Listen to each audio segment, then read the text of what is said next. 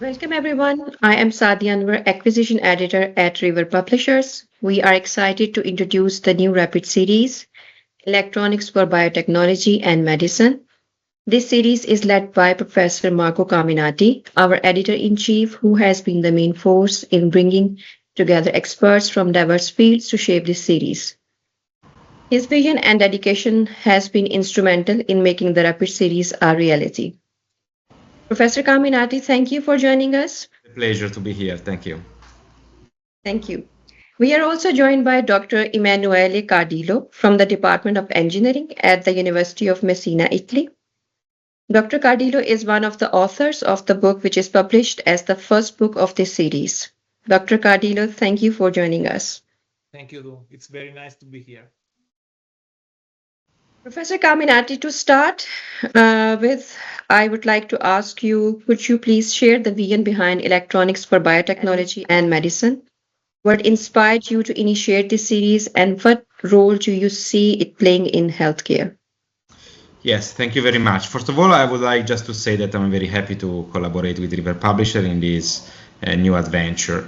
I've been working in the field of electronics and application of electronics to biology and biomedicine since almost 20 years now, and especially in the field of diagnostics in different areas, so biosensor, portable diagnostic, as well as scanner-based, image-based diagnostics.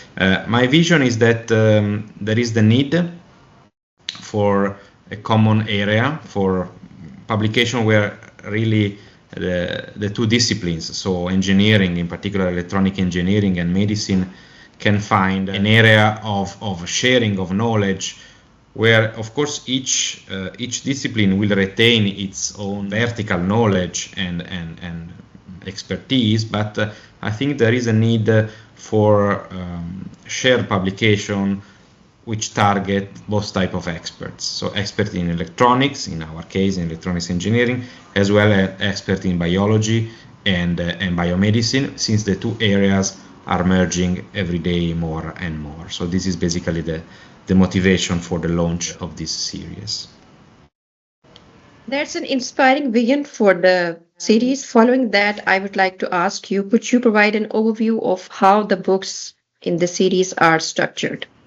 Do they Yes. connect with each other, or do they function as an independent resources? So the books are quite brief. That's the idea, the format of the series, so that can be quickly adopted by experts in the different field.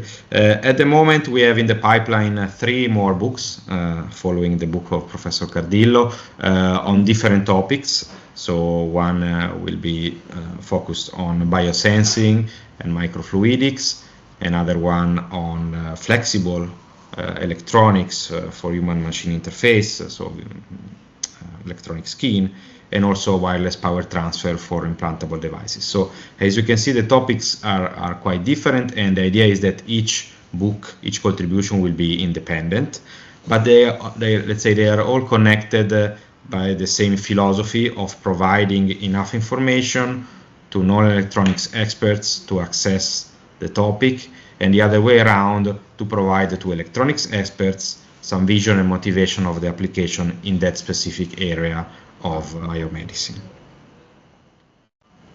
Thank you, Professor Carminati. Now I will move towards Dr. Cardillo. Your book is the first published in this series and covers a very timely subject. Could you share some insights into its focus and relevance for modern healthcare? Yes. Thank you so much for this nice question. I'm really honored that my book is the first one.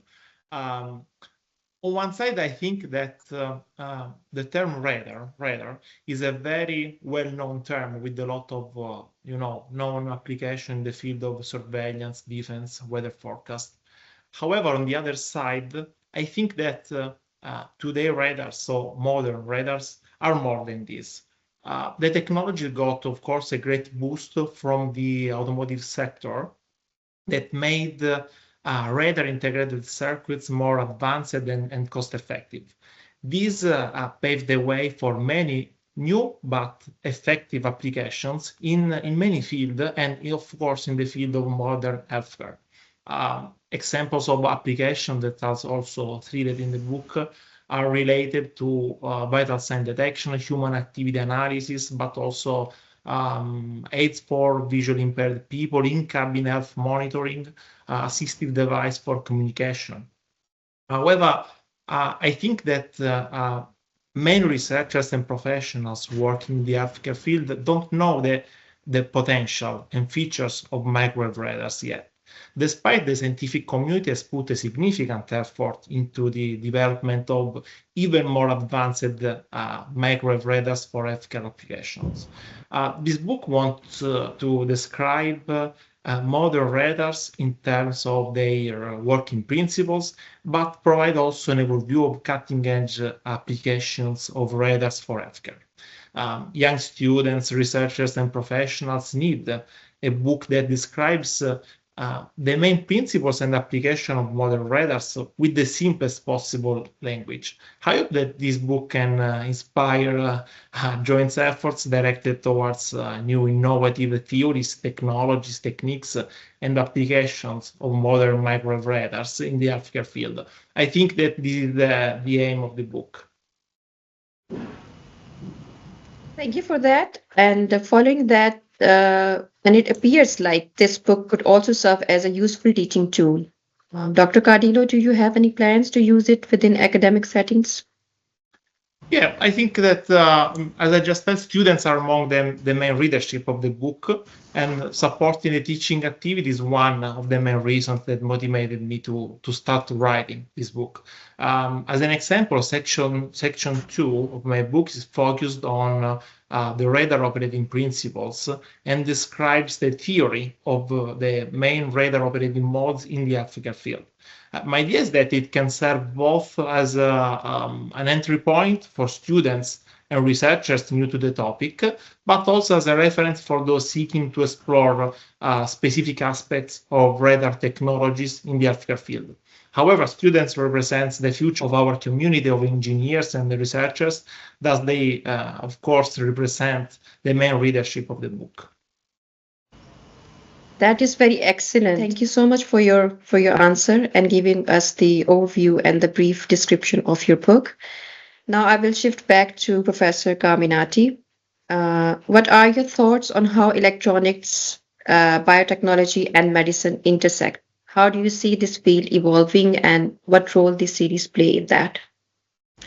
Yes, thank you. I think this is a very timely topic. So I think it's evident that the convergence between electronics, microelectronics in particular, and biomedical sizing has been going on since decades now, but keeps increasing. So my vision is that the application of AI, artificial intelligence, and machine learning to the medical field is nowadays a reality and will grow.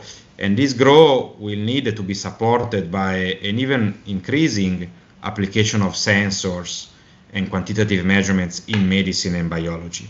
And of course, our role as electronics developers of sensing technologies and signal processing and so on is fundamental, is pivotal in allowing an increasingly quantitative approach to biomedicine. And so I believe that these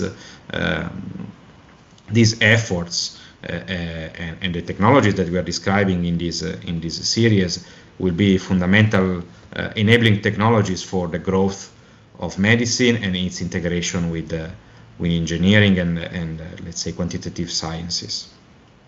Professor Carminati, in terms of impact, how do you envision the books in this series driving innovation and practical applications in healthcare?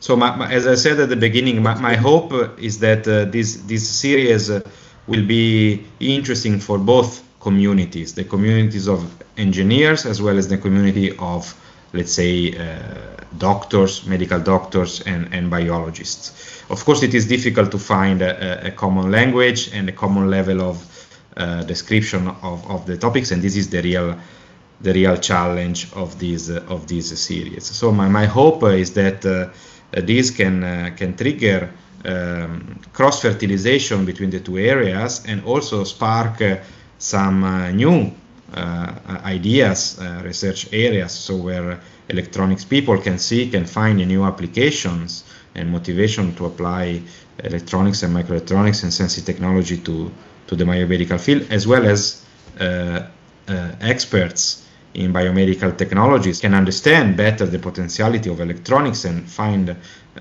practical application and be inspired into new research areas. As I said, probably we are in a lucky convergence of, let's say, on the software side, automatic tools like machine learning, AI, and on the hardware side, a continuous improvement in terms of miniaturization, integration of function into smart devices and technology. So I think that this will be an extremely richful area of cross-contamination and generation of new ideas on both sides of the two communities that we aim to merge with this series.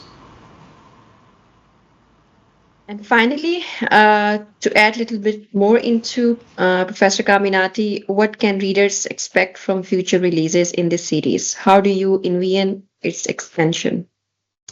Yeah, so for the first 4 books, the one that, as I said, we have in the pipeline, these are mostly contribution by professors of electronics, mostly in the, let's say, European region. So my plan would be, of course, to expand to international colleagues. So we are looking actively to new authors in the series, but also, and this is the most important point, I would like to expand the series not necessarily only to researchers and professors of electronics, but also other important technological areas like material science, microfluidics, nanomaterials, and so on and so forth. Ideally up to medical practitioners, medical doctors, and so on. So to really have this complementarity in the point of view on the application of this technology to the biomedical field. We are working on this, but I hope that in the following years we can really achieve this complementarity, this cross-fertilization. With that, I would like to express my thanks to Professor Carminati for his insightful overview of this rapid series, and Dr. Cardillo, thank you as well for your perspectives on your book. Thank you both, and goodbye. Thank you very much. It has been a pleasure. Thank you. Thank you so much. Thank you.